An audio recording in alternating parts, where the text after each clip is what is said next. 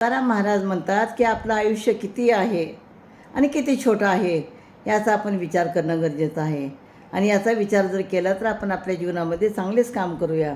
आणि म्हणून जीवित्वते किती हेच धरिता बरे चित्ती, संत सुमने उत्तरे मृदू रसाळ मधुरे, पिसविता कानी परिपाक घडे मनी, तुका मने जोडी हाय जतन रोकडी.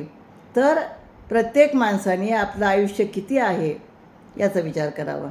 आपलं आयुष्य किती का असेना, पण आपण विठ्ठलाचं नामस्मरण करावं, चांगली कामं करावी, तर आपल्या आयुष्याचं सार्थक होईल असे सांगून तुकाराम महाराज म्हणतात की संताची जी बोधवचने आहेत, संतांचे जे अभंग आहेत, ती बोधवचने अभंग कशी असतात, रसाळ आणि कोमल असतात.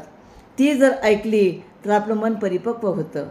म्हणजे आपण भजन कीर्तन ऐकलं तर आपल्या मनामध्ये परिपक्वता येते. आणि म्हणून महाराज म्हणतात की ज्याने प्रत्यक्ष रोकड हाती येते ते साधन व तो लाभ संग्रहात ठेवावे बरे.